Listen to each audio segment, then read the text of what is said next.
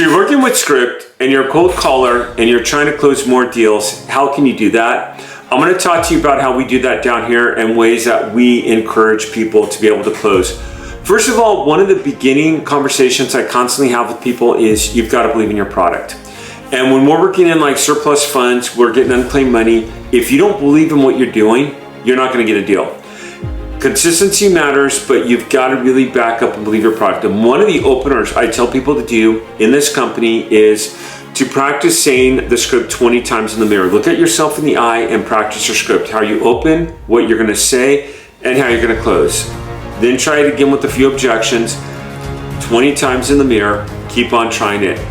Then what you should do is record yourself saying it and listen to yourself on the recording and ask yourself, would I buy from me if I were to call me and try to sell a deal? And if you say no to that, you need to evaluate why. And if you truly don't believe in your product, then you need to find a product that you believe in. So for an example, in surplus funds, we work with unclaimed money. And when we're calling people and letting them know that they have money that they didn't know they had, if I called up and just said, hey, this is David, you have 70,000, which I did in the beginning, I would get hung up on. But if I call and I say, now, as I get into my script here, one of the things I do not, when someone calls me and asks me how I'm doing and I don't know the person, the first words that I think of that want to come out of my mouth and I say it is, why do you care? Why do you care how I'm doing if I don't know you? You really don't care. The minute we hang up this call, you're not even gonna remember this. That's what I want to say, and I sometimes get a little smart aleck like that. But when someone picks up the phone and they say hello, I'll say my name and their name. This is David Church trying to reach John Smith, and I pause. Yeah, this is John. John, I'm calling you about the property at 123 Main Street, and I get into my former business right then and there. I've said his name, I've said an address he's familiar with, and I've said something related to an account that he's had. Those are 3 pieces of data that's gonna grab this guy's attention. I'm not gonna say, hey, you have money you didn't know you had, go ahead and work with me, and I'm gonna go ahead and secretly get this to you. No. I have to disclose it. I have to go ahead and let him know why I am calling, and I have to disclose that right off the bat. Now, last call I had, so every Tuesday at 10 a.m. I do what's called a live cold call. I get on the call and I call people where my community watches me and they get to evaluate me. Last Tuesday I was calling someone with $250,000 in their account and I was letting her know about this. And she said to me, how do I know you're real? How do I know who you are? Now, if you look at the check I have up on the screen, it's a commission check that I got late last year. And I almost had the same thing. The person told me on the phone, this is fraud.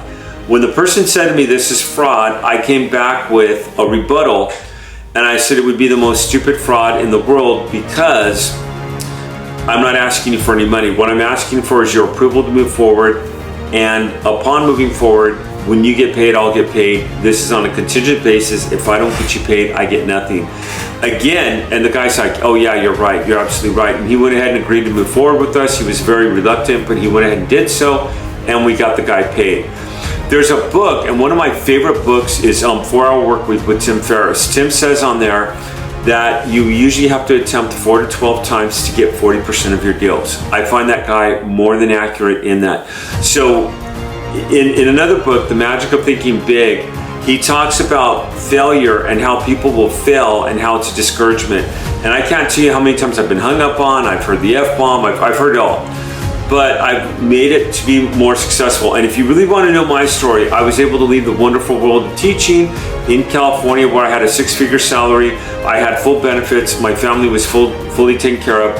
I left that world to go ahead and work for myself and become my own entrepreneur. So, and I say that because you're gonna succeed in this, but you have to believe in your product, you have to believe in your script, and you have to believe in what you do. So on this guy, he went in and he signed the deal, we moved forward, and we got him paid out.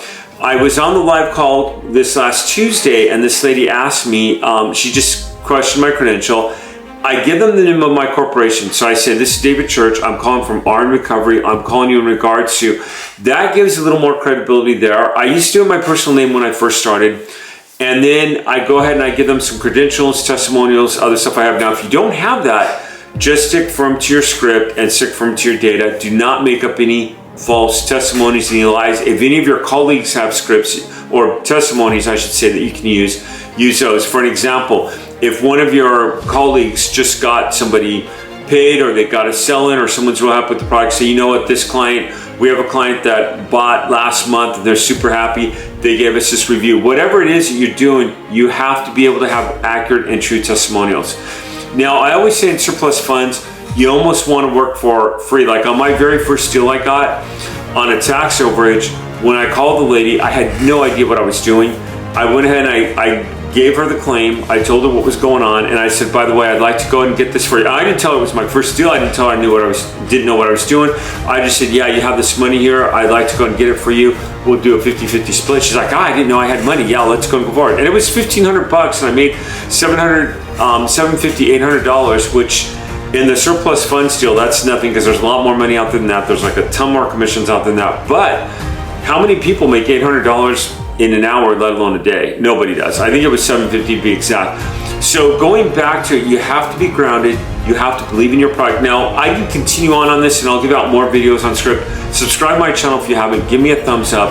I'm just trying to get you grounded. So getting started, practice it 20 times in the mirror. Get ready to handle any objections that may come your way, and practice yourself with objections.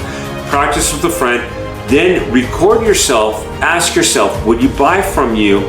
And then record yourself in a couple conversations that you have with your clients and see how you sound, and ask yourself, how do I sound here? What could I do differently?